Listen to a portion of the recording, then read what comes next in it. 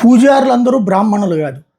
కొన్ని కొన్ని ప్రాంతాలలో అక్కడ ఉన్నటువంటి ఆలయ సంప్రదాయాల ప్రకారం ఆ ఆహ్, కులాలకు సంబంధించినటువంటి వాళ్ళని కూడా బ్రాహ్మణ అర్చకులుగా పెడుతుంటారు.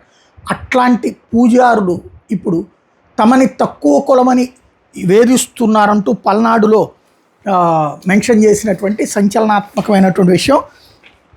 తక్కువ సామాజిక వర్గానికి చెందిన వాళ్ళ మంది తమ మీద అగ్రవర్ణాల వాళ్ళు తప్పుడు ప్రచారం చేస్తున్నారు. పల్నాటి వీరుల దేవస్థానం పూజారి ఇందుర్తి నరసింహారావు, చాదరాజుపల్లి వెంకటరావు ఆవేదన వ్యక్తం చేశారు.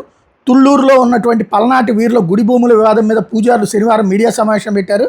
వాళ్ళు మాట్లాడుతూ 120 ఏళ్లుగా తమ పెద్దలు నైవేద్యాలు సమర్పిస్తూ వస్తున్నారని, 6.44 ఎకరాలు పూజారులుగా ఉన్న 10 మంది కుటుంబాలకు వారసత్వంగా వస్తున్న భూమని, ఆ భూముల మీద తమకు హక్కు లేదని సిఆర్డీఏ నోటీసులు ఇచ్చిందని చెప్పారు. ఆ నోటీసుల మీద హైకోర్టుకు వెళ్తే కోర్టులో తమకు అనుకూలంగా తీర్పు వచ్చిందని, తమకు కేటాయించిన ఫ్లాట్స్ అమ్ముకోవచ్చని తీర్పు ఇచ్చినందునే తాము ఫ్లాట్స్ అమ్ముకున్నామన్నారు. అగ్రవర్ణాల వాళ్ళు తమ మీద దుష్ప్రచారం చేస్తున్నారు. మరో 4 ఎకరాలు అగ్రవర్ణాల వాళ్ళు గుడి నైవేద్యాల కోసం భూమి ఇచ్చారని, రాజధాని ప్రకటించాక ఆ 4 ఎకరాలు దేవాదాయ శాఖ స్వాధీనం చేసుకుందన్నారు. కోర్టు ఖర్చులు అవసరాల కోసం ఫ్లాట్లు విక్రయించామని, ఫ్లాట్ అమ్మకం గురించి అవినీతి జరిగిందంటూ తప్పుడు ప్రచారాలు చేస్తున్నారని, సిఆర్డీ అమ్ముకోవడానికి తమకు ఫ్లాట్స్ ఇచ్చిందని వాళ్ళు స్పష్టం చేశారు. కోర్టుకు అఫిడవిట్ దాఖలు చేసి అందరం సమానంగా తీసుకున్నామని చెప్పారు.